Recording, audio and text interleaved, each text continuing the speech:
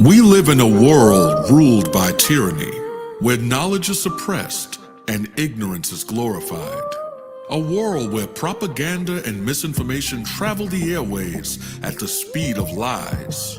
But in the midst of the violence and chaos, a great awakening is taking place.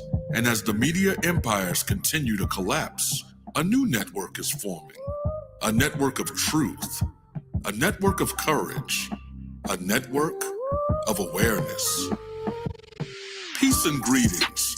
You are now tuned into the Network of Awareness podcast radio station, where we examine current events, politics, health, finance, and topics of cultural relevance in America and throughout the world, while bringing you insightful interviews with guests that will both educate and inspire you. And now, your host of the Network of Awareness podcast radio station, Aura the Informationalist. Just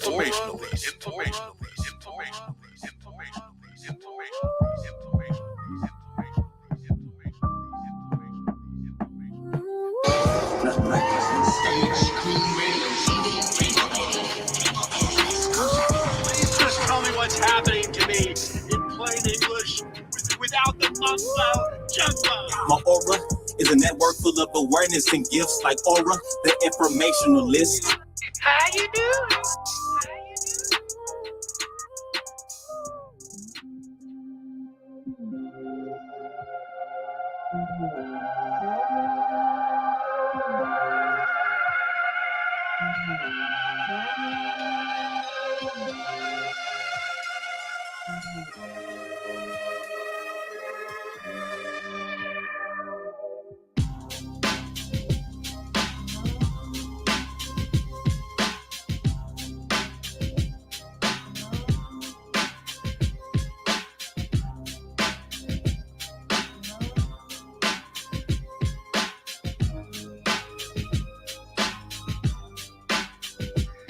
Yes, peace and greetings, brothers and sisters from around the world. You're now tuned in to the Network of Awareness podcast radio show. I'm the owner and founder, or the informationalist, and your host for this Truth Seeker Series episode, where I'm going to be interviewing Adam Hart. And today's episode is putting nature back in human nature.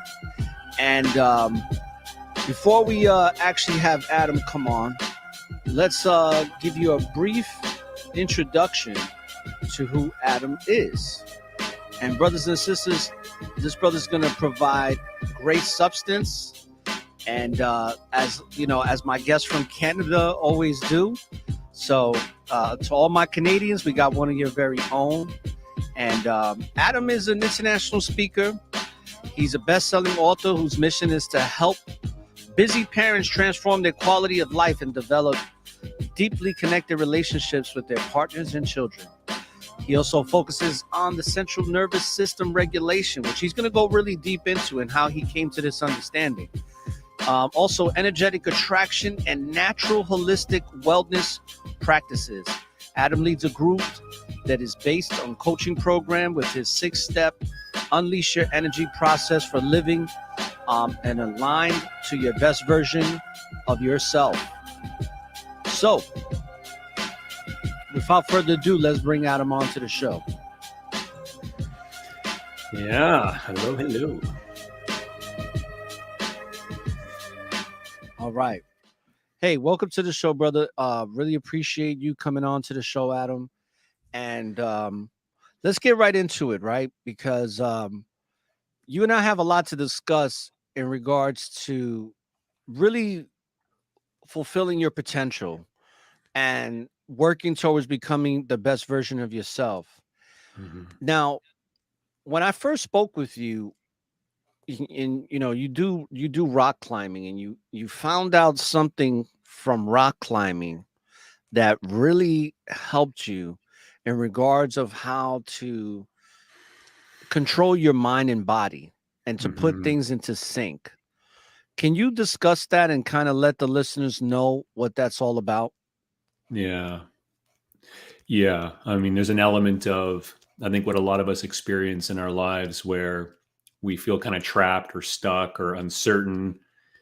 And we know that things aren't necessarily the best in terms of what's happening around us. And you can think of on a global scale, but then in your own home.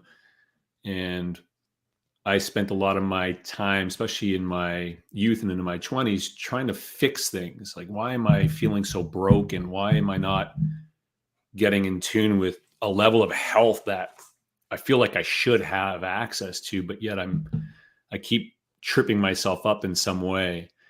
And every time I try to figure out a way out, the structures of society and what we keep being told are the ways to get healthy, what I like to call these cultural norms, things we think are normal that really aren't normal for our natural biology, but we assume they are. And, I kept relying on the same things, like a diet, like a fitness program, like, hey, you should meditate more, Adam. And obviously we'll dive deep in all these, but not to say that those are wrong, but they just weren't supporting me to feel as healthy as I wanted to feel. And rock climbing, when I discovered rock climbing, it came to me as kind of a rock bottom moment, source of light.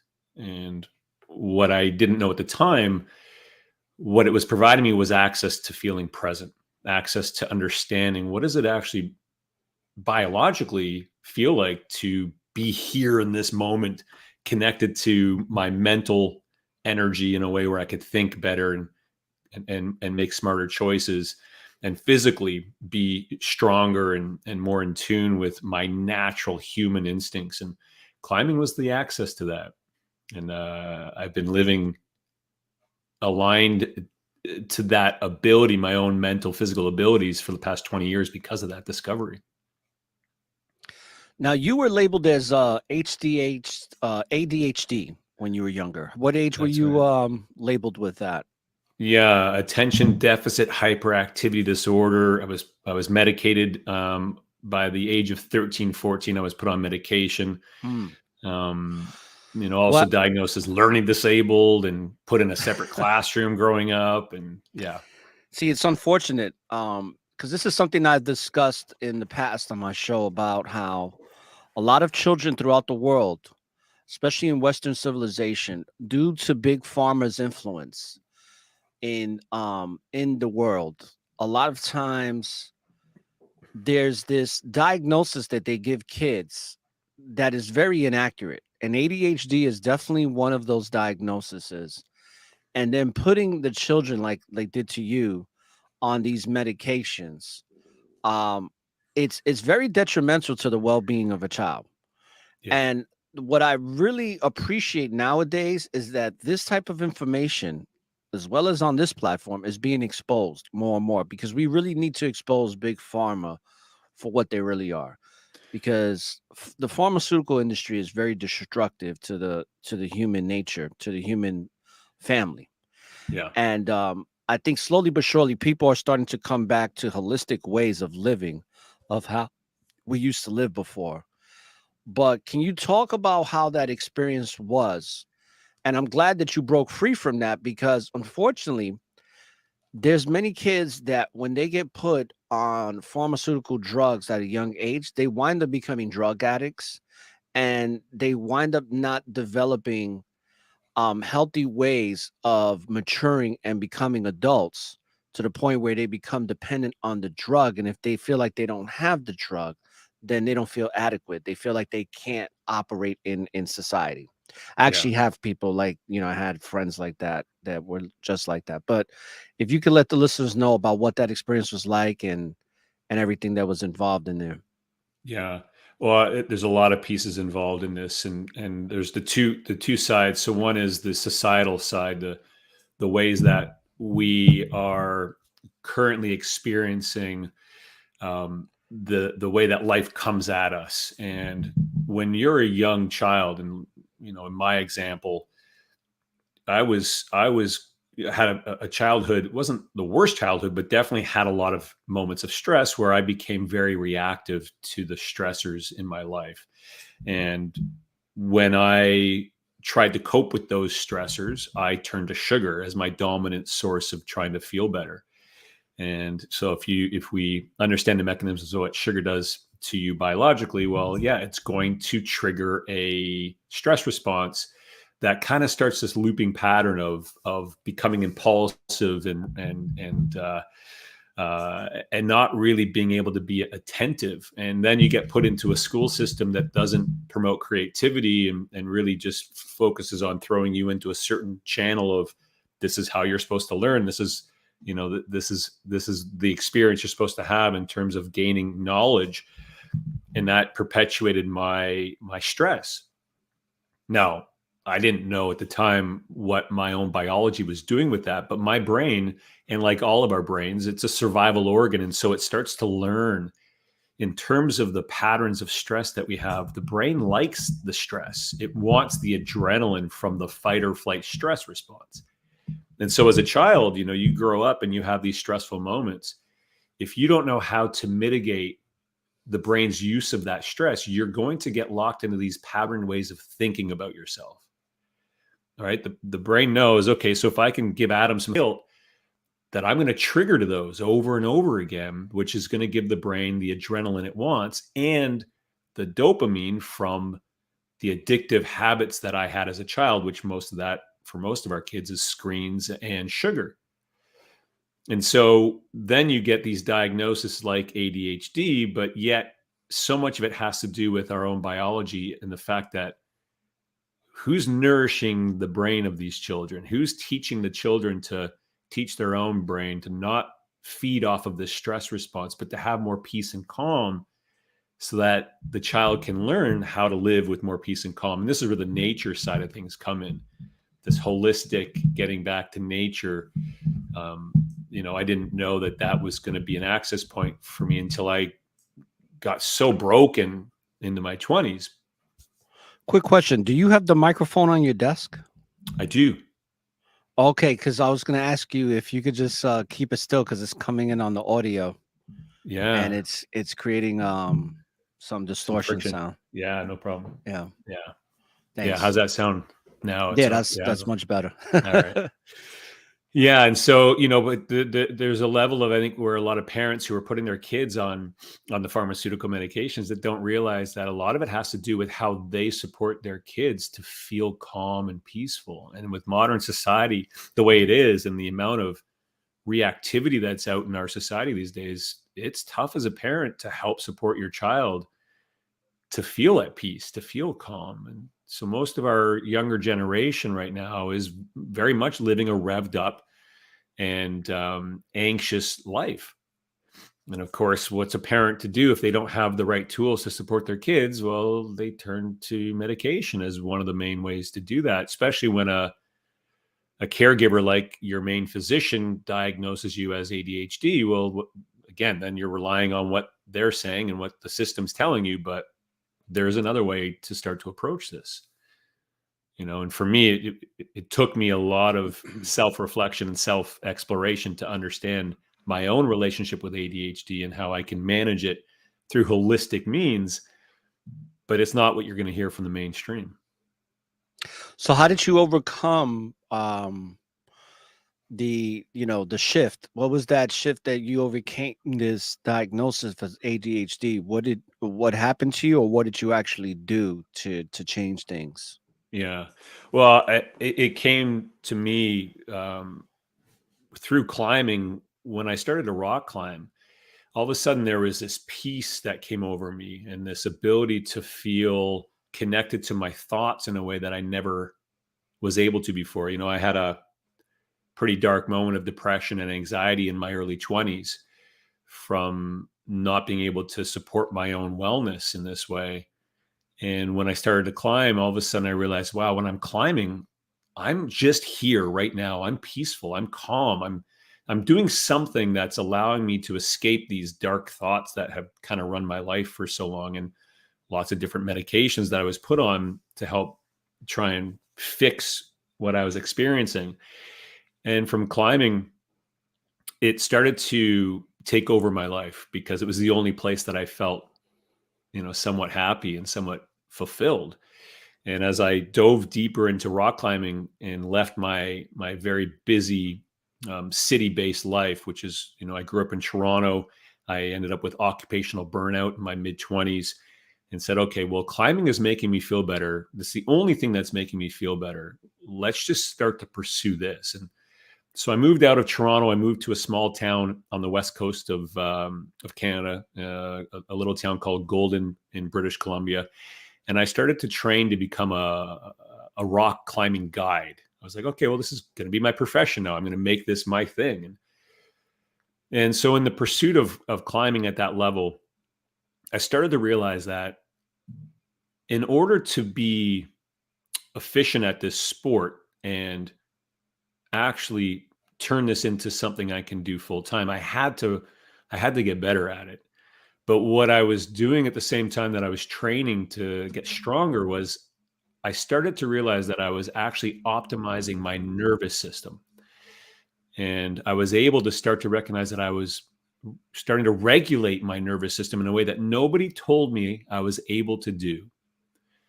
And these were in the moments that I was feeling anxious. Anxiety is such a dominant experience for us right now. And we don't even realize that most of our lives, we're living in a fight or flight version of life. Absolutely. Right. And so all of a sudden I'm here and I'm realizing, wow, I'm spending hours and hours and hours and days and days and days, weeks and months training my own fight or flight nervous system response to reset itself. Reset in the moments I'm feeling anxious, because that's a real fight or flight moment. Rock climbing, if you don't reset your stress response, you could die. But what I recognized in that was, wow, this feeling I'm getting. So I'd be up hundreds of feet up the side of a mountain, and I'd have my mind go into this thought process of, ooh, you're really high up here. How are you going to control this? You're going to, you can't mess this up. Started trying to loop thoughts to get me to be anxious. And again, you can't let that happen. Otherwise you could have a problem. So I was learning how to reset it in those moments and realize that, wait a minute. So this feeling of anxiety that I'm getting, that I'm now able to reset, it's the same anxiety feeling that I used to get as a kid, but nobody gave me the tools to reset then. So I was like, okay, well, if I can reset this while I'm climbing, which is a real fight or flight scenario, what if I started to do it in the other areas that I feel anxious, that aren't really fight or flight, but that's what life is throwing at us as our experience? And so I realized, wow, when I'm in traffic, I have a lot of road rage. Why don't I try this when I'm in traffic? Okay, started to do the same thing that I was doing climbing, but doing it when I was in traffic. All of a sudden, my road rage, it was dissipated immediately from being able to reset my own stress response in the moments it was happening. I'd be with my kids and they'd get loud and start fighting with each other, and boom, my stress response would kick in, and I'd be like, oh, no, wait a minute. I can reset this. I know how to reset this in the moment. And that changed everything for me. And realized pretty quick that there was something in our natural biology that most of us have not been taught how to tune into, which is the beauty of our nervous system, which is our superpowers. Society has us locked into a fight or flight response, which diminishes our critical thought, which is also a large part of why the systems are as broken as they are, because we, as the citizens of the systems, don't have critical thought because we're so revved up on anxiety that we don't even know how to nourish ourselves in a way where we can be in our parasympathetic, the opposite to the fight or flight, the rest and digest state. And so as I learned to cultivate a deeper relationship with my rest and digest nervous system state, it gave me back my critical thought and made me a much better contributor to myself, my family, my community, and the world. And the long story short on that is my belief in terms of the need for us as individuals to rise up has everything to do with our stress response and our ability to live with more critical thought.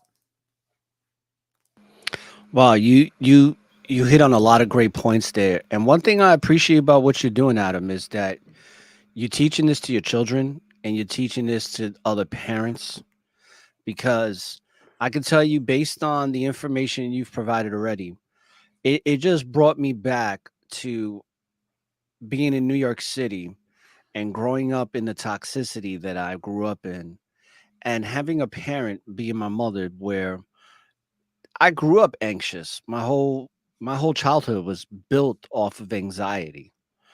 And I'm still at 45 years old, still trying to manage that. The beautiful thing is that spiritually, I was blessed with the understanding of critical thought and understanding the importance of it. It's one of the reasons why I'm one of the only people in my family. Actually, I'm the last person in my family, to be honest with you, especially with my siblings, that is not on any pharmaceutical drugs Yeah. and never has been. Have I done drugs? Absolutely, but not pharmaceutical drugs. I've done drugs for, for recreation and of Recreation. course for coping mechanisms too. Um, Alcohol was part of it, but not a big deal. It was more marijuana and other types of drugs that I tried out, and some became a habit. But that anxiety thing is such a big problem nowadays more than ever because of a lot of our generation, the so-called X generation, and the way we raised our kids. And now you're starting to see these millennials that were raised by us, that the anxiety that was passed on to us by our parents and the way we grew up, because growing up, especially, it's not even just the anxiety that a lot of parents give their children no matter what the environment is. But when you grow up in the ghetto or in those environments where there's a lot of hostility, because growing up in the Bronx, there's a lot of hostility. Mhm. Just, always having to watch your back, people scheming on you. And there's always this tension that your parents have from being stressed out. It's usually coming from money and all these other things. And I can remember how tense it was where I had a parent that didn't feel comfortable when things were going well. So it's almost like they had to find something wrong to complain about so that there could be tension. And tension became the norm. And that's what built my anxiety. Now, in my older years, I still battle with um dealing with family. You know what I mean? Because of Oh, yeah. that tension. But I know what peace looks like. And what I wanted to say to you is that that's what you're doing is so important, because one thing that I've come to realize, especially since I've hit my 40s, is that I can't be consumed with any outcomes. That's alleviated a lot of anxiety where it's like I'm so focused on the outcome of doing something. So if I take that away and I just focus on being present and let the outcomes be whatever they may be, you know, like that saying, tell God what your plans are, and your God's gonna laugh at you, because the only plan is the Most High's plan for us being the creation. Um, so I'm glad that you're doing what you're doing, because the type of work that you're doing in these days and times, I'm talking about 2023, it's life saving, because with everything that's transpired just in the last several years, we live in a world and in societies that have no critical thought whatsoever. It's a very small population of people in the whole entire, countries that are, especially here in Western civilization, that have critical thought. Not a lot of people do. And the pandemic revealed that for exactly what it is. The Yeah. pandemic showed that, hey, we don't have critical thought here. Critical thought is damn near extinct.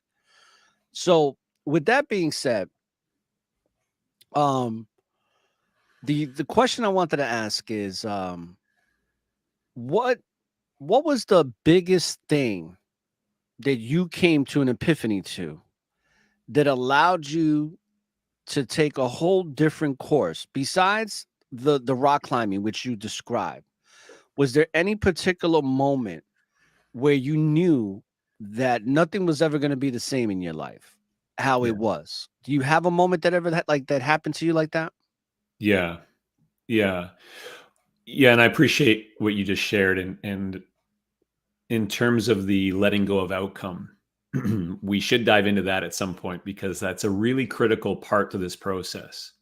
Right. When I work with my clients, and most of my clients, again, they're busy parents, and I love working with parents because I think it's so important that parents have the ability to create a calm environment for their children to grow up in, because that's how the children feel safe. It's from their nervous system energy, not the words you say. It's how are you holding your stress response in this moment that gives a child a sense of safety. My big moment, it did come from a climbing experience where I really wasn't sure if I was about to survive a very particular moment in that. And the number one, I guess, aha or main point to get across that I discovered is how simple it can be to start to tune into our own daily fulfillment. And I know that might sound like a lot because depending on your own life situation, as we get older and enter adulthood, we have a lot of responsibilities. We have our relationships, our finances, our careers or work, or our health. And the brain starts to learn which ones of those are causing a lot of stress. And it starts to create thoughts. On average, we have 70,000 thoughts a day. That's a lot of thoughts. And if the brain is learning which ones of those thoughts we react to, we become a slave to those thoughts, and we self-identify as that's who we are. I'm in debt all the time, and how am I ever going to get out of debt? Or, man, my health has really turned to crap, and I don't know, I got to fix it. And this is the whole idea of now I got to change the outcome. I got to figure this out. I got to fix this. And the big aha for me was recognizing that there is nothing that needs to be fixed. The system loves us to try and chase things to fix. The brain loves us focused on needing to fix things because it feeds that stress response. And again, the brain it's a beautiful organ, but it acts just like a child who's got a bag of candy, and you take the bag of candy away, it's going to get pissed off. Well, right now, the brain loves feeding off of your hormones. It loves feeding off of your adrenaline and your cortisol based off of you chasing these outcomes. And when we learn to nourish the brain in a way that has more of a holistic connection, not another fitness program, another diet, which is just going to feed it more and more, you start to realize that you can create more space to live in presence. And so my big discovery was actually a particular breath practice that I took from climbing, that I started, like I mentioned, bringing it into every moment of my life. And so, when I work with my clients, I walk them through a 6-step process. And just so anybody here who resonates with any of this, I do have these 6 steps as a PDF outline for anybody who wants access to them. All right. You can grab that off my website, which, if you're okay with me sharing that, I can share the website with everybody. Well, all your information is going to be in the description page, Awesome. as it is now. Yeah, But great. once the episode finishes, people will have that there for, anytime they click on this episode, whether it be audio or visual. Yeah, awesome. Yeah, because for those who resonate with this, then you're going to want to grab it, because there's a little more detail on this. But the breath practice itself is one that you can do in the moments of your life that you notice your brain is trying to create disruption. It's trying to tell you something about your life that you actually don't want to associate with anymore. You can reset it in that same moment to begin to give yourself some space to start to do what is the opposite of that, right? So we know that we get stuck in these thoughts of, I got to fix this, I got to fix that, I got to figure this out, I got to figure, and we're very familiar with the idea of goal setting. And a lot of this is just creating fuel for disruption. And when we learn to reset our own stress response in these moments, we then have an opportunity to start to connect with how we do want to feel. And I think that's the idea of the holistic part of this, the natural connection to who we're meant to be and how we're meant to live. In modern society, we're so stuck in fear response and reactivity and anxiety that very rarely do we get time and space to connect with what we do want, in terms of how do I want to feel in my life versus what am I now trying to fix? And the fixing energy manifests on itself. And so if we can start to train the nervous system to be in that rest and digest state, you can start to play with your energy in a way where you get to choose to explore how you want to feel as the alternative. But most of us will never get there. We don't even know that this is something we can train into our own nervous system to be able to hold space to have an experience around. Absolutely. And I'm glad you share that, because it's something that we have to always be mindful of, is those situations that we get put in where we can become somewhat stagnant or depressed, or feeling like we're not amounting to anything, those feelings of self-doubt, which leads me to the next topic of discussion.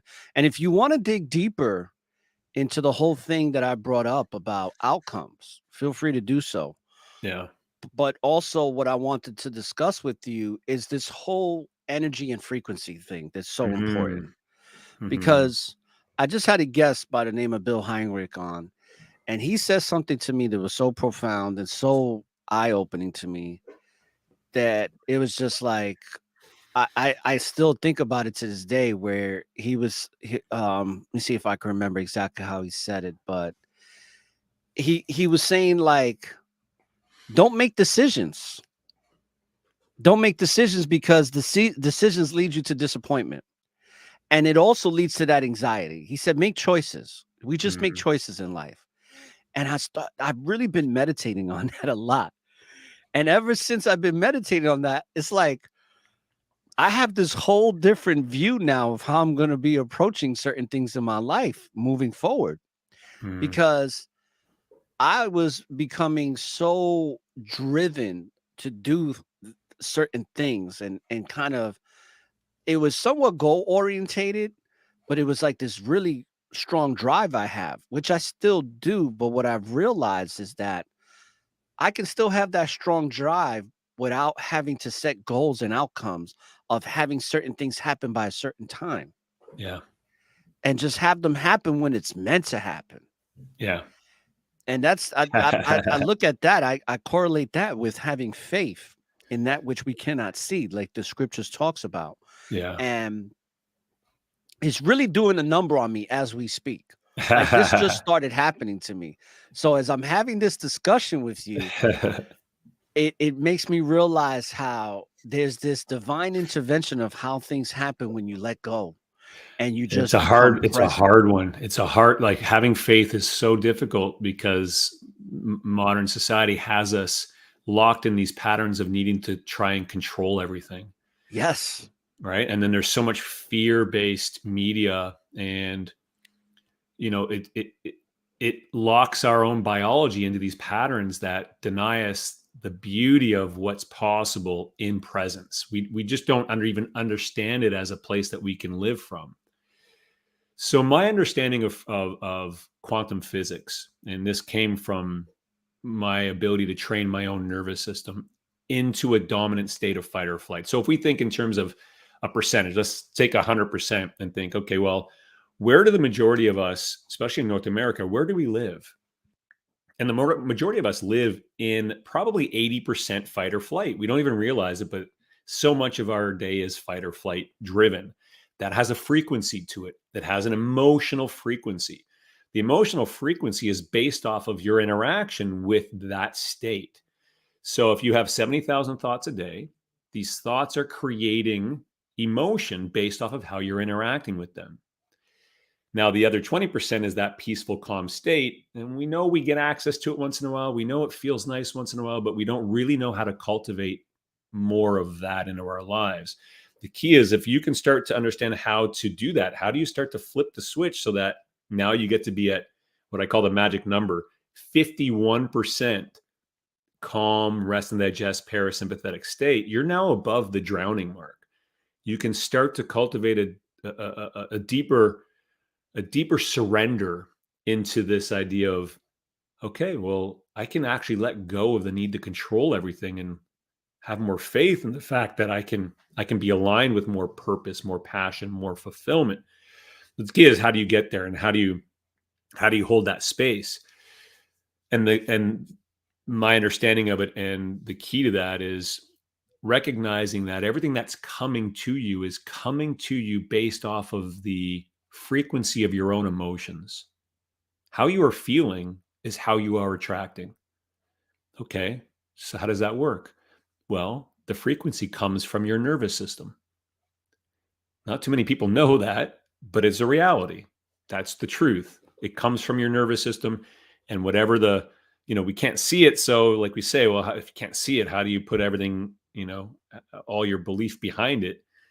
Well, because you start to recognize pretty quick that whatever emotion you're holding is what you're attracting more of. And so when you pull back for a moment and you look at the themes of your life, your health, your relationships, your finance, and your career and your work, you're going to realize that there's a similar emotional frequency to all those. And you're like, okay, well, yeah, they all kind of feel a little bit sticky, a little bit uncertain, a little bit anxious, a little bit fearful, a little bit, I'm trying to fix them all. Okay, well, that's because your nervous system is vibrating that emotional frequency. The only way out is to shift the frequency. Shift the emotion. Well, how do you do that? Well, you have to learn to reset your own nervous system. In the moments of life that your brain is trying to create thoughts that you're reacting to, that's your access. As soon as you notice, oh my God, my thoughts are telling me about my partner and how much I should resent them for, not loving me the way I want them to love me, or communicating the way I want to communicate, or whatever life scenario your brain is now using these thoughts to trip you up. You have to teach your brain that that's not the truth, that you're actually okay just the way you are right now. But now you also get the chance to play with, how do I want this to feel? What's the emotion I rather have? And that's when you notice really quick that you start to attract more of that emotion into your life. That's a short answer.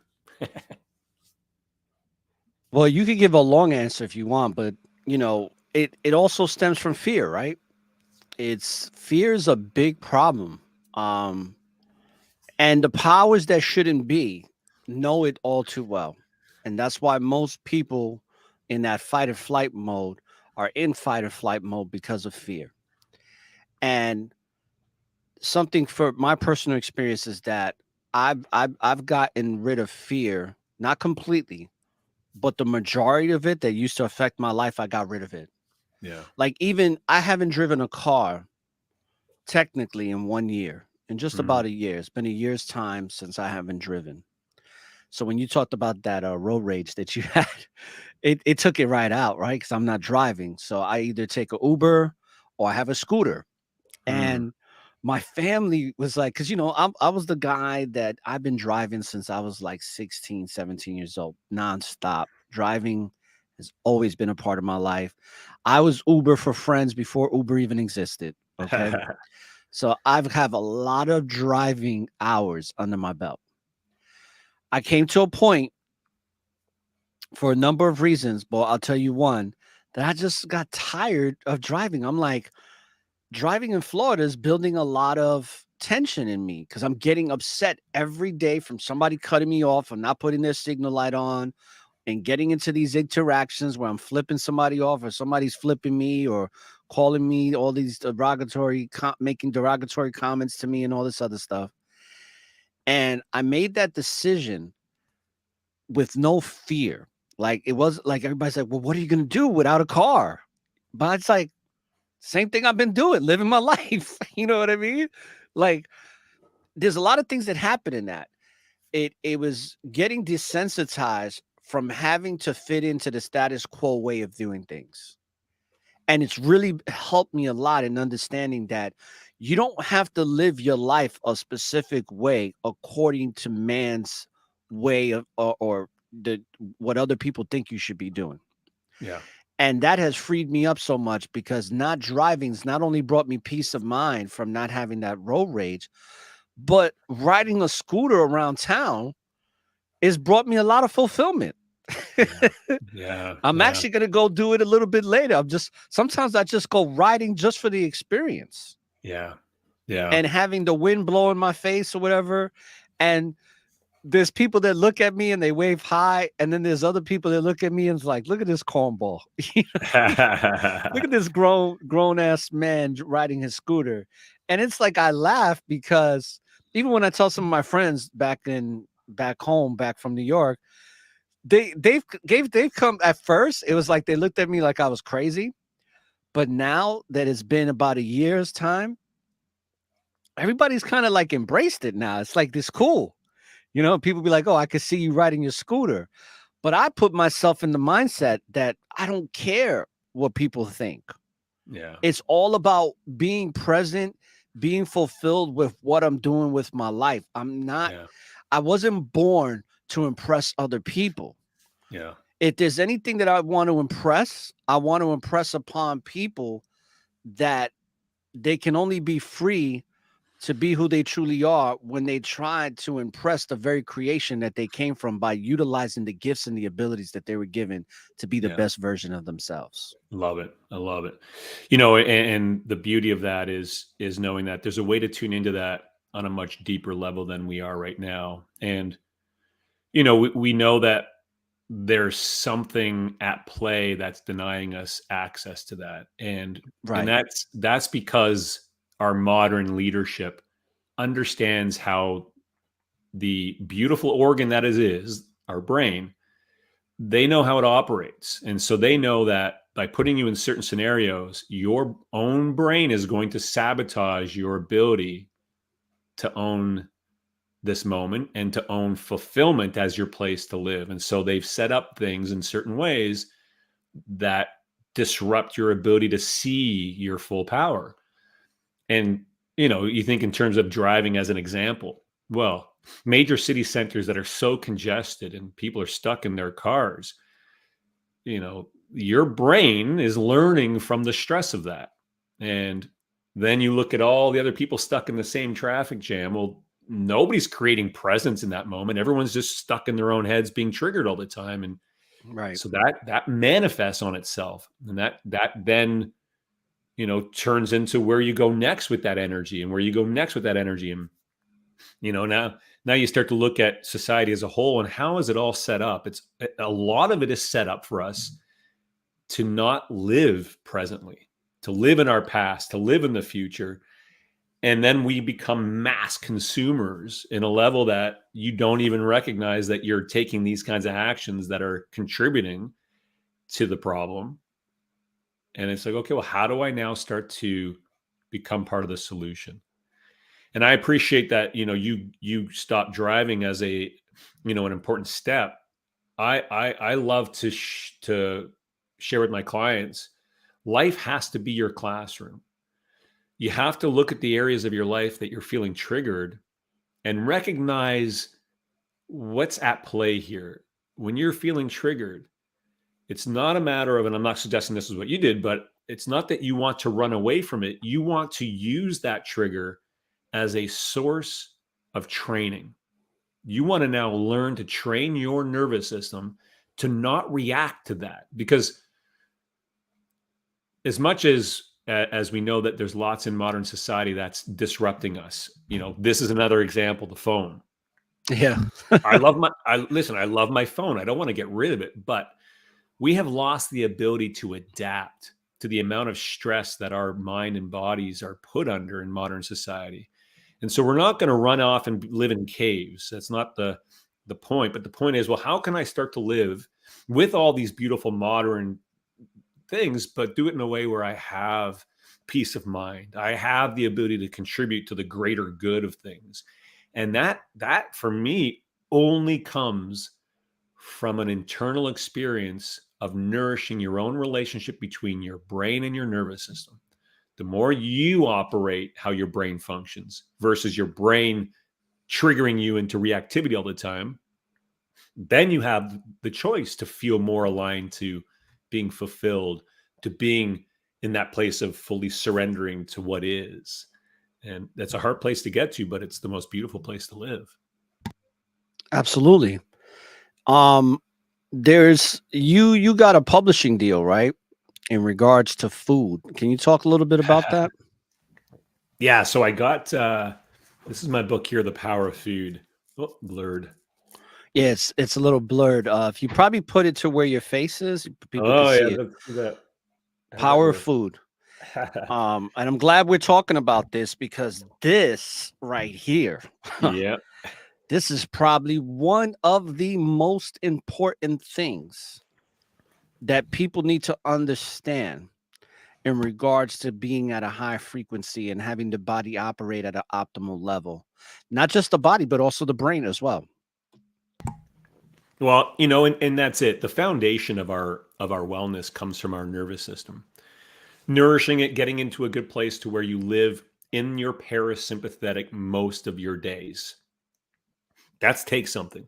But once you've got that, and that, you know, again, when I work with my clients, we get you to that position where you understand that relatively quickly and how to optimize that place to live from. But then after you've got that going, well, now you can look at all these beautiful areas of wellness, the holistic areas like your sleep, your fitness, nutrition, and your relationships around you. And you start to look at those in terms of, okay, I'm not trying to fix anything now. Now I'm just using these to further strengthen my ability to live as powerfully as I can live. Present, present, present, present, present. And so nutrition became one of those for me as a manifestation. When I started to do all the rock climbing and started to nourish my mind and my body the way I was, the next step that showed up was, oh, wow, okay, so I'm a fast food eater and a junk food eater and still addicted to sugar, pre-diabetic. You know, I was pre-diabetic in my mid-20s. And all of a sudden now here I am climbing and feeling better, and nutrition shows up into my world. I'm like, whoa, all of a sudden I'm cooking stuff I've never cooked before. Okay, this is interesting. This feels really good. And I started to really enjoy the process of learning new ingredients and trying to prepare them in my own kitchen in a way where, you know, I felt self-empowered. And then I started to share what I was doing with my friends, and they started to tell me, wow, this stuff is really amazing. You're really good at this.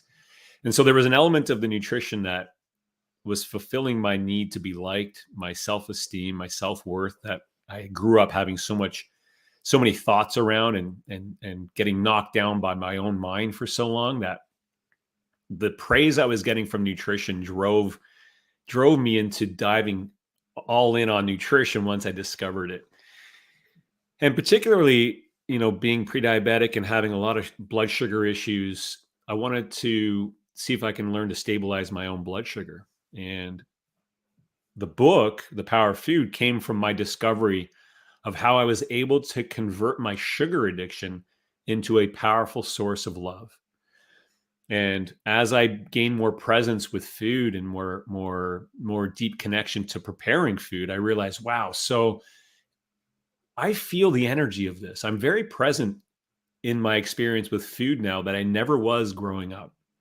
And I recognized, okay, so when I choose to make a recipe, I actually have to go to the grocery store, grab all the ingredients, come back, prep it all up, then actually get to consume it or share it. Then I have to do a whole cleaning process. And I realized that 3-4 hours is a very powerful act of self-love. The entire time I'm immersed in my presence with it, not reactivity to it, not, oh my God, I have to cook and I have to do.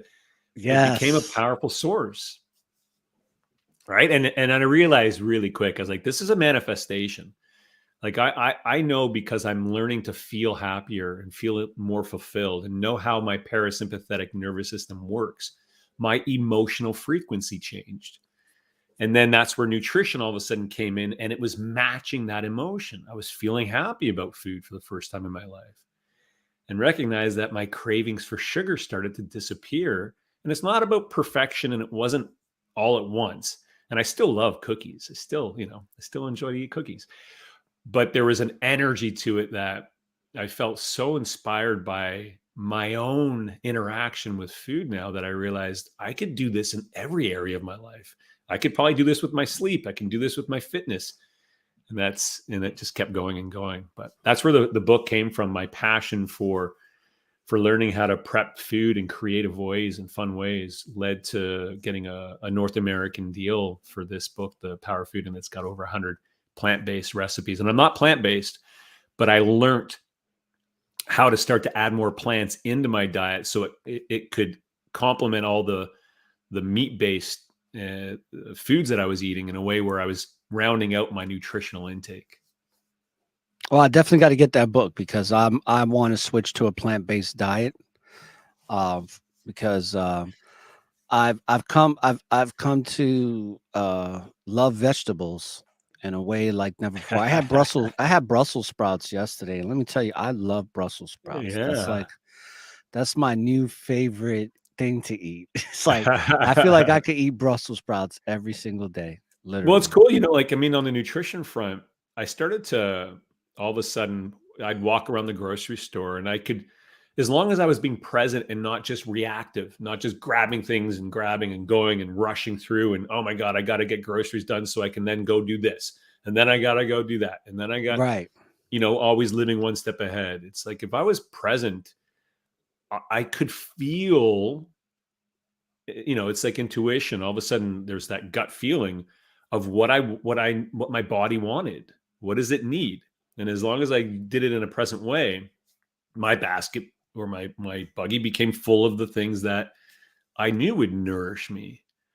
And again, there's a faith piece in that, being on all the diets that I was told to be on in my past, and all of them leading me to feeling frustrated and guilty and feeding the stress response. This was a whole other way for me to experience food.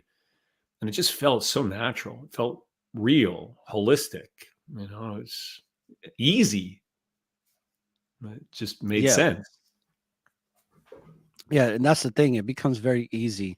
You start to realize that the key to life is simplicity. Life is not complicated, but fear and control of the fear, right? Because that's what we're doing.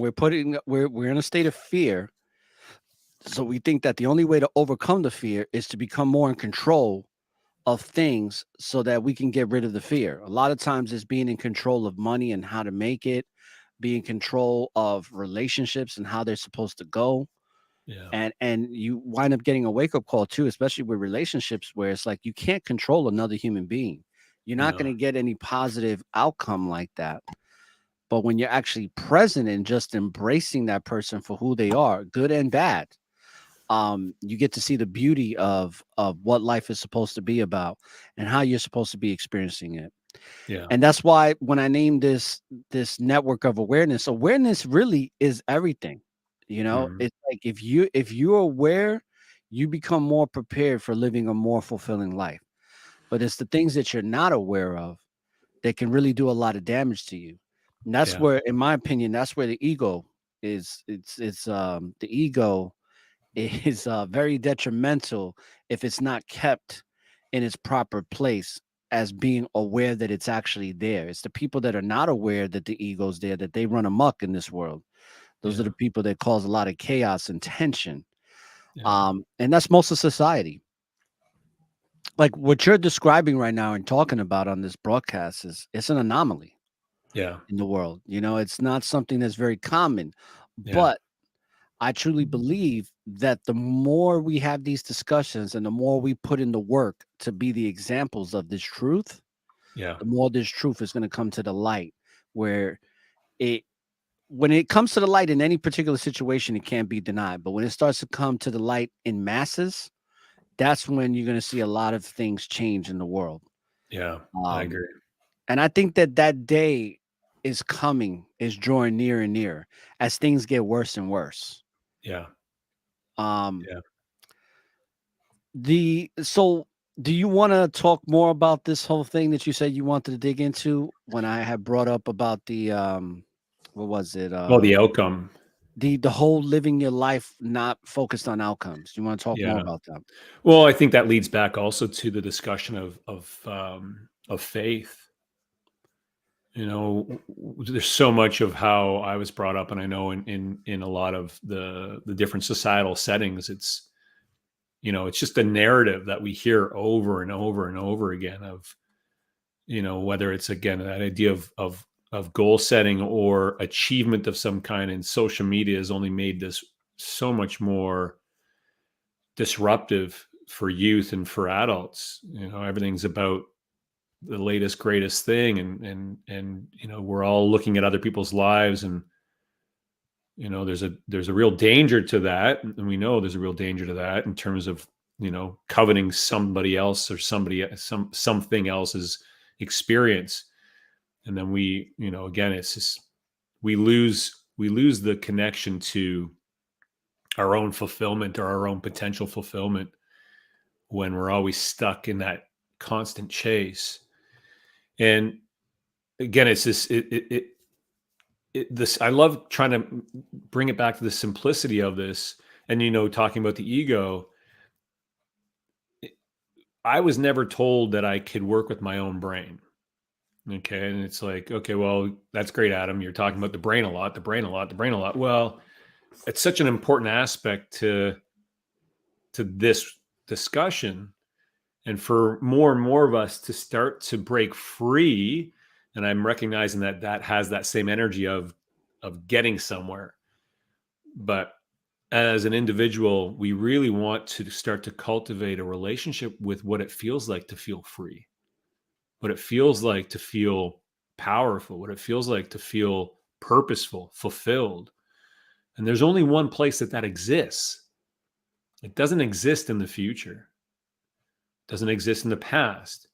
It only exists in the present moment. But that's easy to hear. You're like, oh, okay, well, I hear that a lot. Presence. Yeah, but presence is an actual biological state. It's a state you can train into your life experience. But you're up against it because the brain doesn't want you to know how to cultivate a relationship with presence. Because when you go to a place of presence, you automatically change how your body performs. Presence, dominated by the parasympathetic nervous system state, is a place of peace and calm. It's also a place where you have less inflammatory response, better hormonal balance, better mitochondrial energy, the energy of your cells, better digestion. The brain doesn't like that.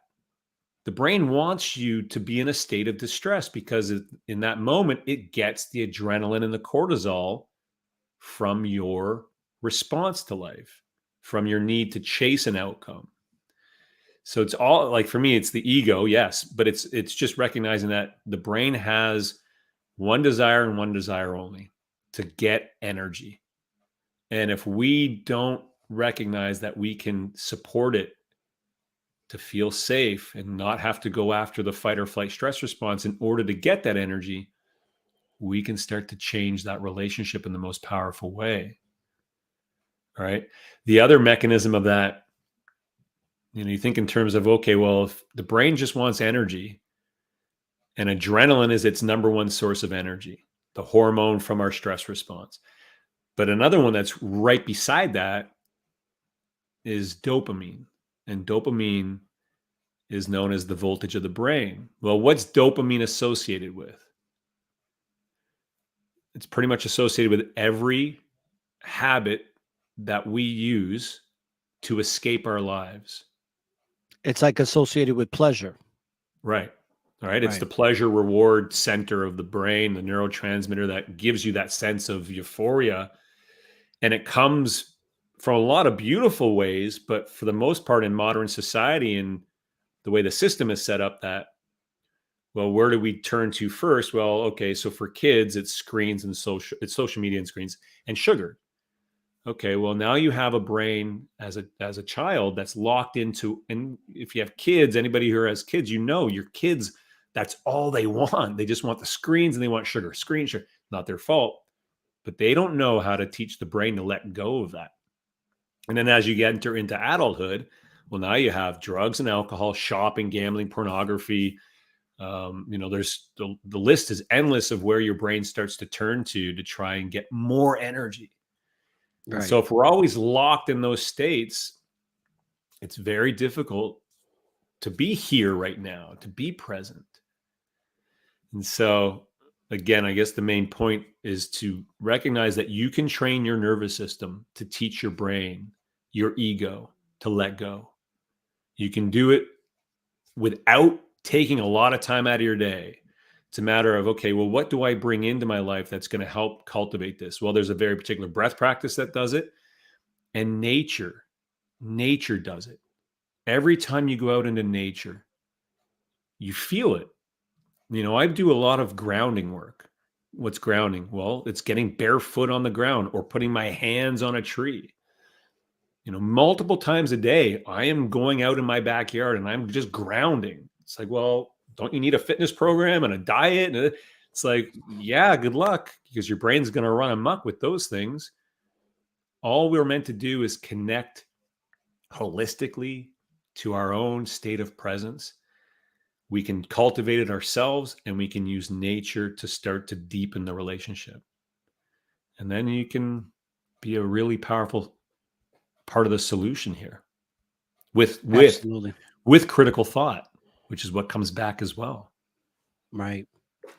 So why don't we, before we end this broadcast and stuff, let's talk about these 6 steps, because I gather that these 6 steps has a lot to do with what you just talked about, is about training yourself to become more ingrained with being present, being ingrained with being present at all times, and actually training the mind to adapt to that instead of what it wants, but you focus your behavioral pattern, so to speak, to becoming more focused on being present instead of looking for outcomes or regressing by staying stuck in the past, and focusing your thoughts on that. So can you talk about this 6-step process? Yeah, absolutely. And this is important to know too, as you go through this process. It's not hard. You're looking at 10 minutes a day of very committed, focused engagement of activity around this, but your brain is going to be pissed off. It is not going to be happy that you're doing this. So there's an element of this to know that as you commit to walking this kind of a path, you just have to know how your own biology is going to work, because you're going to be changing how your hormones function, and that's a beautiful thing, but your brain's not going to like it. And so that's where you have people like yourself, myself, where, you have to have community. You have to have a really beautiful, nourishing community around you to do this kind of work. Because if you're always surrounded by your friends and family who are very triggered, this is a very hard thing to do. And so, but number one is the first step is being able to start to notice your own patterns, starting to kind of map out your own mind. 70,000 thoughts a day. Okay, so where do your thoughts like to go? Start to look at the themes of your life. Think about your health, your relationships, your finance, your career, and start to just recognize a few of the big patterns of where you're feeling disrupted. Okay, that's the first one. Then you want to start to work with those. Maybe pick one to start, so this is easier to start to notice the power of this. Okay, let's say it's relationships. Let's say you have friction with your main partner in life and you want it to feel more nourishing. Okay, in the moments of life now that you notice you're feeling a disruption, a reaction to that person, you're going to practice a breath practice. It's called heart flow. It takes 33 seconds to reset your own nervous system. Nobody ever told me this, but it's true. 33 seconds, we can reset our own nervous system to come back to that calm, rest, and digest state and get critical thought back online.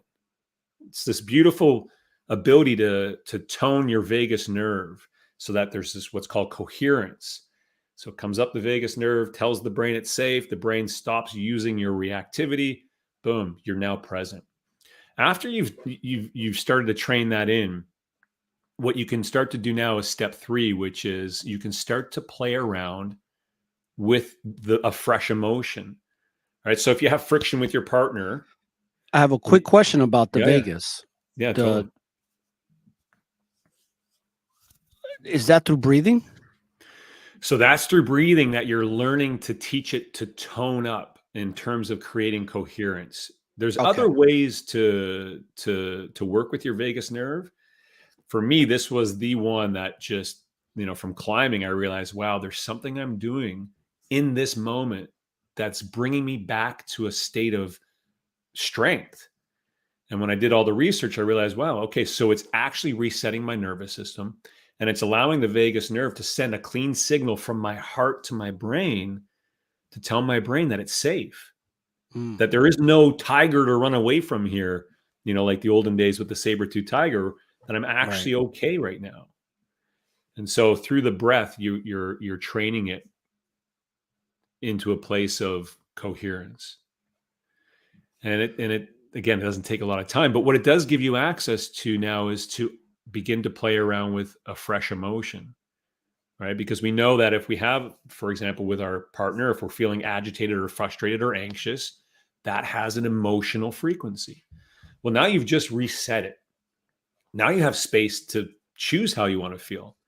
Oh, okay, I'm now going to stop and I'm going to do this breath practice and I'm going to feel the emotion of what I would like this to be instead. I'm choosing to feel in love with this person, connected, feeling super nourished in this relationship now, in this moment. This is the feeling I have. Great. That's the key step, because the next step then is to pay attention. This is step 5, is to pay attention. Pay attention to what's showing up around you, because you're going to begin to notice that you're manifesting that emotion back into your life again. It's not for us to figure out how, right? This is the need for an outcome to be a certain way. It's like, no, you can use the connection to how you want to feel in this relationship, but that's not what you might manifest. God, universe, quantum field, whatever we want to call it. It might have a different way of you getting it, but what you will get is the emotion again. Right. Does that make sense? It makes perfect sense. It's something that people that I congregate with at the BOCC talk a lot about in regards to being in the spirit of Christ, or some people call him Yahweh, Yeshua, but it's being in that state where you're operating in all of the fruits of the spirit. Yeah. You're operating in a place of love. You're operating in a place of compassion. Yeah. You're operating in a place of not judging. Yeah. And it's so many different fruits of the spirit. But when you start operating and training yourself to be in that frequency, to be in that state of thought on a consistent basis, especially when something is coming and attacking you, or like you mentioned about family being triggers. Yeah. Being able to deal with that at that particular time when the trigger comes, and being able to overcome the trigger instead of the trigger overcoming you, it really puts you in a high state of being, to where you're vibrating at such a high frequency that, and I had this happen to me yesterday. I was around this woman, and I know her husband, or now I found out it's her ex-husband. These are people that I've hung out with on a regular basis. I haven't hung out with them for quite some time. But when I walked up to her and I, introduced myself saying, hey, I told her my name, and she's like, oh, she's like, I didn't even recognize you.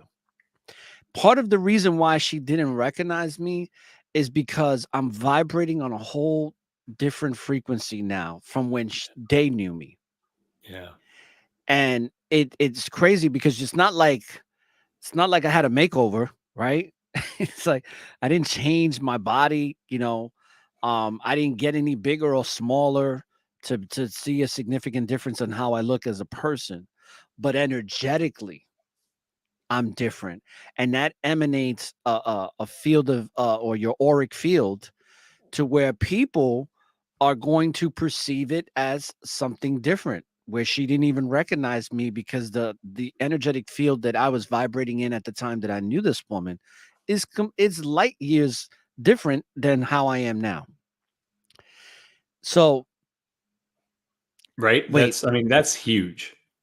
it is. Right. Because that puts essentially, when you do this work, it's the most powerful act of self-love, but the self-love becomes this beautiful energy that you now have an overflow to give others, where you're not giving yourself up to serve anybody else. It's your energy. This is all about this idea of co-regulation. You learn to regulate your own response to life's stressors and put yourself in that vibration of your own abundance. You now have an overflow available for others, and your co-regulation of them. So their stress response is always being triggered from their lives, but you have this space for them to feel safe to come into. That's an amazing place to live life from. Right. And that's something we can optimize. Like we're talking about these steps, you can optimize that place, but it does take some effort, because the system isn't set up for us to know it as a place to where we get to live from. And your brain doesn't want you to experience it at the level that we can have it, because of your brain being that survival organ, wants you stuck in the thoughts and in all the stories that your thoughts are, in order to keep you stuck in that reactivity. But the beauty of it is it's not that difficult to begin to create this shift. It doesn't require a whole lifestyle overhaul and the fitness programs and the diets that we talk about and the hours of meditation. It just requires our commitment to working with our own mind in the moments it's trying to get us to be reactive. Those are the training moments. Those are the moments to teach it to let go and to feel nourished and to come back to this moment right now as your power source. And I love that you and your community, obviously, this is a big part of your focus and your energy. And the fact that I'm here is, it's a beautiful manifestation. Now, did you get to number 6? So number 6 is to optimize. All right. So this is the idea, again, once you have the foundation set and you're vibing in that beautiful space of feeling more present, and which that is the place of fulfillment. That is the place of purpose. This whole idea of, I got to figure out my purpose, and it all comes from presence. Now we just want to optimize that space. And that's, again, this idea of looking at all these areas of our wellness, the sleep and nutrition and movement. After we've got those 5 steps in place, now you have extra capacity to start to look at your nutrition in a way where it won't be a source of stress. You can actually learn about nutrition in a way where it's going to fuel you up and fuel your presence even more. Same with your sleep. How do you do some really beautiful things around what is your circadian rhythm, your 24-hour light cycle, which is something that, again, a cultural norm, thinking it's normal for us to be exposed to so much artificial light. We don't realize how much that diminishes our ability to be present and how much more reactive we are because we have artificial light everywhere. It's not that we need to turn it all off, but we can learn to mitigate that, because artificial light is a big impactor on our quality of sleep, but also our ability to be present. Absolutely. And that's something I always have to remember, to turn the TV off, because the TV provides a lot of not just artificial light, but a lot of EMF. Yeah, Those totally. electromagnetic frequencies that interrupt the REM sleep, along with the Wi-Fi and everything else. Yeah, right. And our phones are the same thing, access to the phones right beside our, so it's like, how do you set up your bedroom so it's not an entertainment center, but more of a sleep sanctuary? And, I walk through my clients in terms of, once they get to this place, you just, it's learning some really easy things you can add in that will help support your ability to feel even that much better. And, that's, I think, one myth around health, is that it has to be arduous and take lots of time. And, it doesn't, if we have the right method around us. And yeah, so I'm happy, like the 6 steps, like I mentioned, if it resonates with anybody, I have it all outlined for anybody who wants access to it. Happy to share that with them. Absolutely. And before we end this, I'm going to ask you a question, but it's from an ancient script. And I want you to give me your answer to when I say this to you, what this means to you. Because you talked about self-love, and I think self-love in today's society is it's so misguided by these so-called gurus and people online. It's like, you see the guy pull out the Lamborghini and he's like, hey, you want to live a life like this? Hit me up, and for $19.99, I'm going to change your life so you can live like this. And it's like, no, man. That's why when it comes to Andrew Tate, I tell people, Andrew Tate is not that special in the way he's influenced. He's actually more of a detriment to people, because they say that he's freeing young men to have a more fulfilling life. But in actuality, he's really not doing that. He's giving you the ego in a very attractive way. That makes sense. A lot of things he says make sense, but the nucleus of it all is very misleading. And what I try to do here is, or I shouldn't even say try, because there's no such thing as try. What I do here is I let especially young men and women know that when you talked about the self-love, And you explained it so well when you were talking about how when you're cooking and those amount of hours that you're spending, then being present and how fulfilling that is, where you're not focused on something else. Um, the whole uh independent self-love doctrine that's being taught is not about that. It's about being in control. And the script I want to say to you, because this is something I discovered that has brought me to levels of fulfillment when it comes to self-love. But self-love is not really the love that you're constantly giving to yourself, but it's the love that you get by utilizing the love that's already ingrained in you that you were born with. So this is what I'm going to say to you. And I'm pretty sure you've heard it before. And the first person I heard say this was Wayne Dyer. And it's, when you seek happiness for yourself, it eludes you. When you seek happiness for others, you find it in yourself. What do you think about that statement? And that's ancient. That's Yeah. ancient. We're talking about thousands of years that was Yeah. written. Yeah. I've chased this idea of fulfillment, as a mind construct. But I do know, in terms of my own feeling experience of fulfillment, the most powerful connection to that energy is when I'm in the presence of another and I'm able to actually hear them. And in order for me to actually hear them, I'm not stuck in my own mind's desire for certain outcomes, which is a lot of what society teaches us is, how can you leverage this person? How can you get something out of this person? And in my own exploration of getting out of my own head, I've manifested the ability to hold space with others in a way where I feel so fulfilled when I'm with them in their expression of whatever it is that's coming up for them. And I'm just there without having to have anything happen other than just be there with them. There's a feeling that comes that it's so fulfilling that I recognize that there's something so real and so the truth of that. It's a manifestation that I'm recognizing continues to come up for me the more I honor getting out of my own way. And yeah, I really love that. That's great to hear, because a lot of people, and I've had a lot of guests say it's nice to be on a podcast where I'm not being interrupted all the time. I've had people tell me that.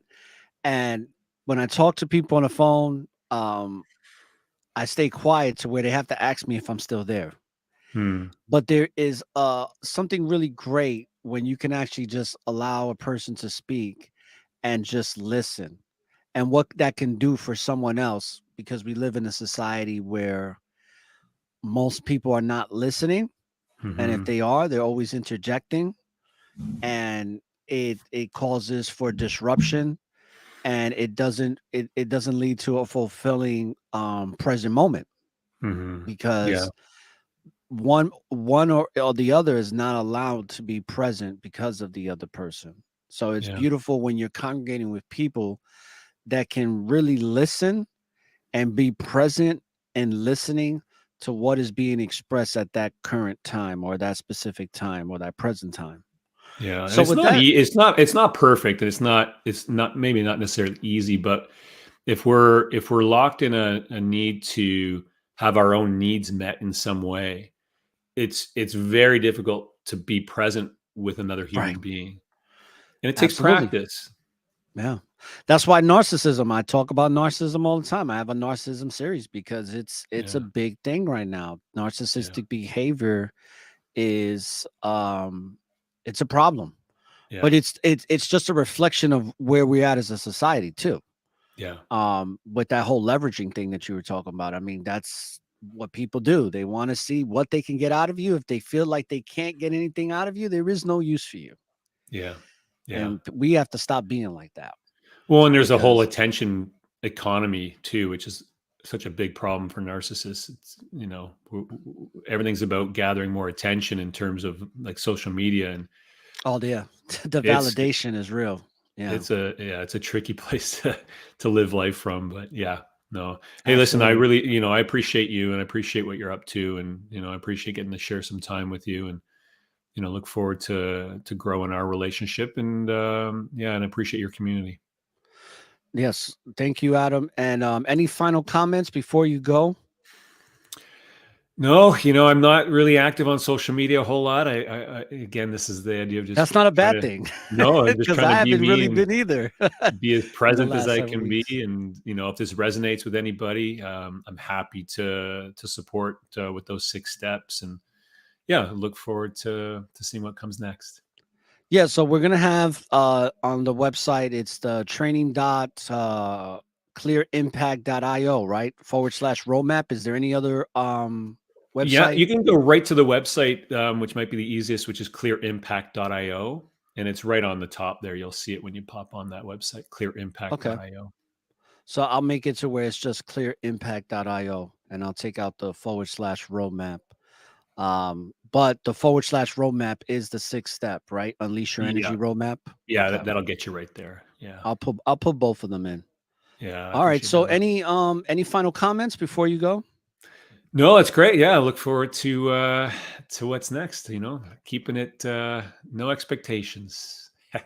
Yeah, absolutely. So we'll definitely have you come back on the show. I'll have you come back on for season 6, because we're ending up season 5, and I'm gonna take some time out before I put season 6. Yeah, good for you. So thank you for coming on to the show. Greatly appreciate your time, your energy, and your presence, first and foremost. So brothers and sisters, Adam Hart from, are you still in Toronto? I am in Squamish, BC, close Okay, to Squamish, Vancouver, British BC. Columbia. Okay. So we have a lot of Canadian listeners. I know they'll appreciate when I bring on my Canadian guests. Right on. All right, Adam. Well, have a good day, and I'll talk to you soon, and I'll be giving you your review sometime today. Right on. Thanks a lot. Appreciate it. All right, you're welcome, sir. Bye-bye.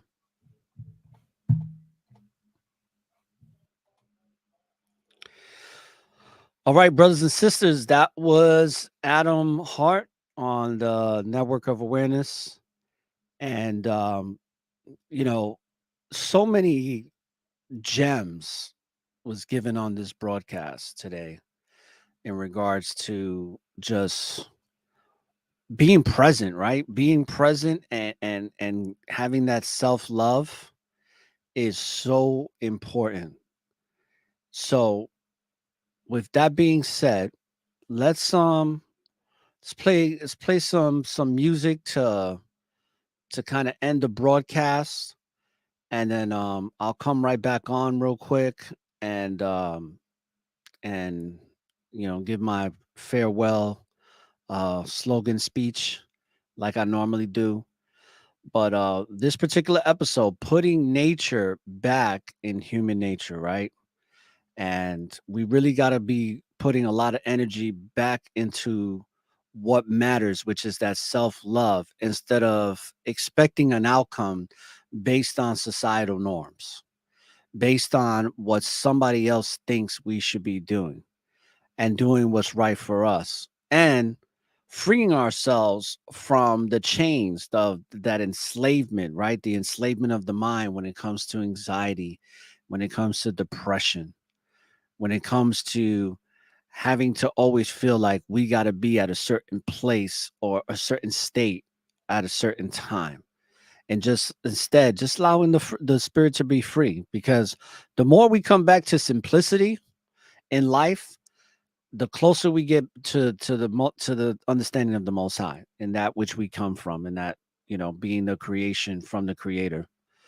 So let's play a quick song, and song I'm gonna play real quick just to give some praises to the Most High. It's one of my favorite songs, and it's "Praise the Most High" by Brother Demon Slayer, and really like this song. So let's play it, and I'll be right back.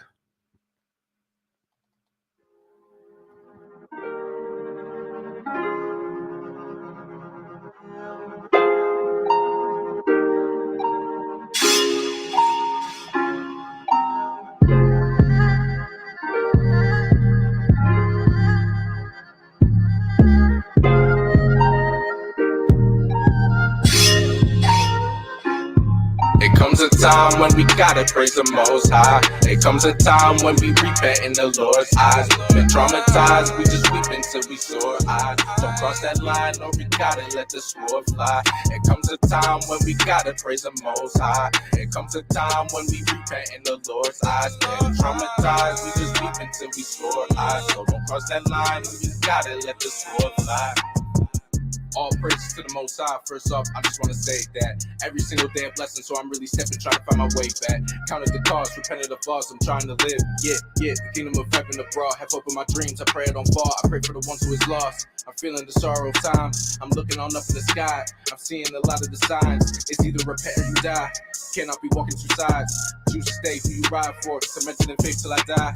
You don't really wanna fall off. Keep your head up. Keep my sword with me for armor. We won't let up. Sharpen up your brothers, others who we care for. Always shine the light for the Most High in Christ. It comes a time when we gotta praise the Most High. It comes a time when we repent in the Lord's eyes. Been traumatized, we just weep until we sore eyes. Don't cross that line or we gotta let the sword fly.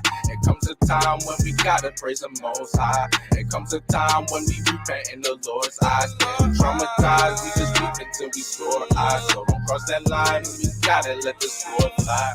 I wonder why we was created, but later I got my answers. Was searching scriptures daily, trying to get rid of this cancerous spirit. Bear witness, I live these holy commandments. Repent, or you gon' perish. Destruction is way too scary. Every day I wake, I give all praises to the Most High.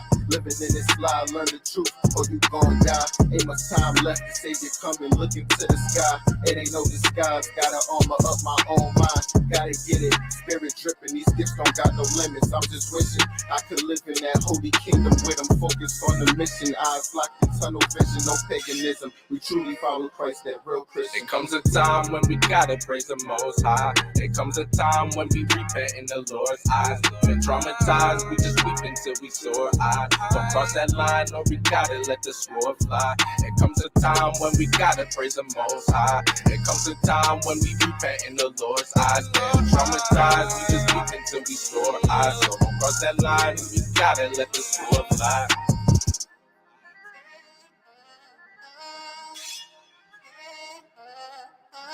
Praise to the Most High. Repent and perish. Peace, brother. I don't have a lot of time, Take. They You got are the now dogs on tuned me. in to the You know, they network really of trying to awareness. get me to take this science appliance, brother. And you know I'm not doing that, man. Oh, where you Not at? doing it. I'm in an undisclosed location right now. Up in the nature spot near that cabin I used to go to. But they got the dogs tracking me. They got the satellites. So they eventually gonna get here. I got it barricaded, you know what I'm saying? Because the only way I'm taking that jab is if I'm in a bag, brother. So Tate, I just want to tell you this before anything else happens, and I want to get this out to you and let you know. All right, brother, Take. You're at the door. I gotta tell you, just listen, brother, just listen. Now it's time to get out your own way. Allow Yahweh, today is your day to amaze in many ways. Cause it's just another phase in this infinite space where Yah be giving us grace. I'm working the race with diligent praise, a wavering faith. I'll be damned if I stray from Yah's will and embrace. Man sealed his fate with his ignorant ways. The world is disgraced, vibration has raised at a very fast pace. I'm present today in high frequency waves. No more being enslaved, all praise to Yahweh. A Hebrew warrior from the land of the brave. From the cradle to the grave to my very last day. Send a serpent to his cave, God favored my way. Never fearful or timid, it was written and given. No religion, division can stop a messenger that's fulfilling his mission. It'll only get worse before they get better. But the storm ain't meant to last forever. Even when the light is dim, the sun finds a way to shine again. Things are getting ugly, things are getting cold, but I know it's best to stay in my zone. And I can't stop now, I can't stop now. Hey, I can't stop and won't stop, I gotta keep propelling. Final destination is a room in the heavens. diligence and militant. His will is my medicine. I can live without a hat, but his love is my everything. COVID is on the road, got the world on its toes. So many sheep with their eyes closed. Hey sir, would you like to take the jab? Man, kiss my ass, stop living by what the news told you. You got injustice, brutality saturating the streets. Blood spilling for no reason, thanks to the police. Meanwhile, syringes are being taken with speed. Can't do it, you ain't sticking no vaccination in me. Despite all the chaos, I still manage to stay on the right path. Gotta keep my focus and my faith strong. All day long, let spiritual music play on. All the honor, glory, and praise to Yahweh. Things only get worse before they get better, but the story ain't meant to last forever. Even when the light is dim, the sun finds a way to shine again. Things are getting ugly, things are getting cold, but I know it's best to stay in my zone. And I can't stop now, I can't stop now. Can't stop, I won't stop. Can't stop, I won't stop. Can't stop, I won't stop. Can't stop, I won't stop. Can't stop, I won't stop.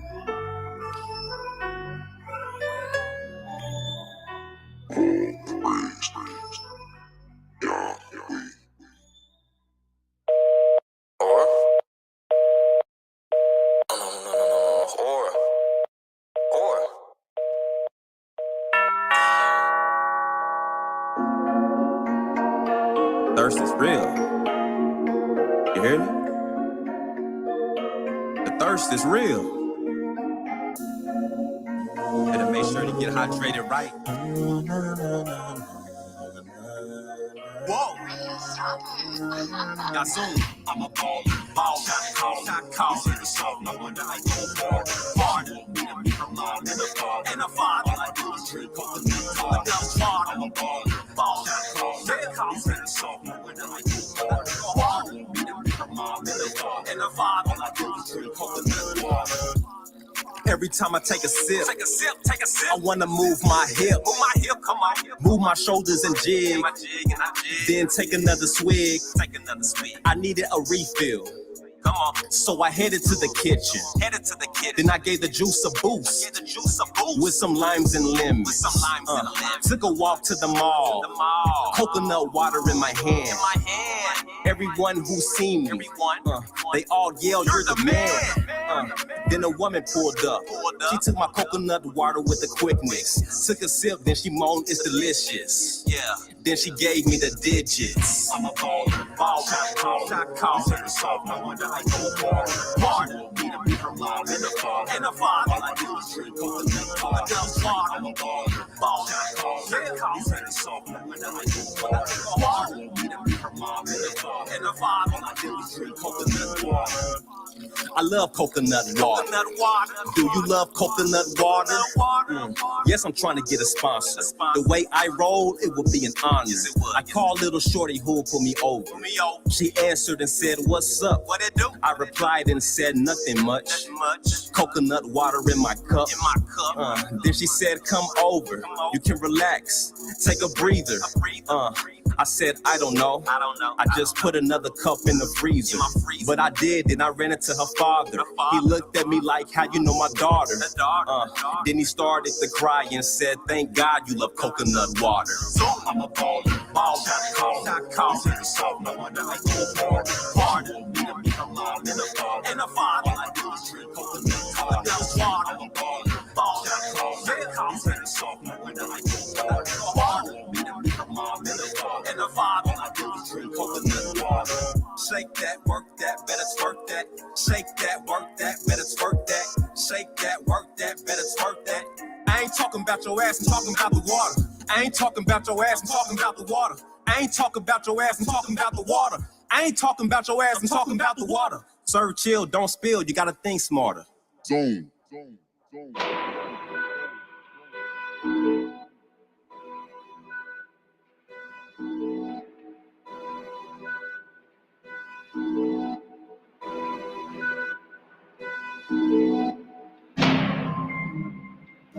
Yes.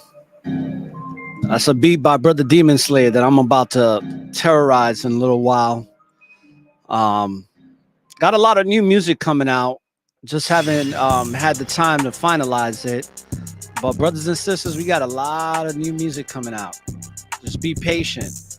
And I guarantee it's going to be worth the wait. Especially, the music that I'm going to be putting out, because I haven't put out a song in quite some time. So it's about time that I put out several songs that brothers and sisters have been waiting for me to put together and put out. So definitely going to be doing that. And the other thing I wanted to mention is that I hope that this particular episode on putting nature back into human nature really gave you great edification, great substance to meditate on. So with that being said, we're closing near. This is episode 93 of season 5, Great Understandings. And like I said, we're going to take a while before we put out season 6. So in the interim, I'm just going to be putting out episodes that are going to be considered bonus episodes in between season 5 and season 6. From the ending of season 5 to the beginning of season 6, it's going to be a lot of bonus episodes. Go to the website. If you haven't subscribe to the website with your email, brothers and sisters. Please do it. If you are not following me on Spreaker, go to Spreaker.com, follow Network of Awareness, and you'll be following all the different podcasts on there. It's a little yellow button right when you go there, and it'll say press the button for follow me on there. And that way you'll have updates and access to whenever a live broadcast like this one comes up that you can listen to on Audible, okay? Because not all the time when I do a live episode, it's going to be on YouTube or Twitter or Facebook, okay? So with that being said, when you live in the present, there's always an opportunity for a new beginning, and don't look for the light at the end of the tunnel, because the light is and always will be within you. So light up the tunnel and find your way through the darkness. This is all the information saying peace, love, and light, and all praises to the Most High in Christ. Bless you, brothers and sisters. Always and forever. Forever favors. Shalom.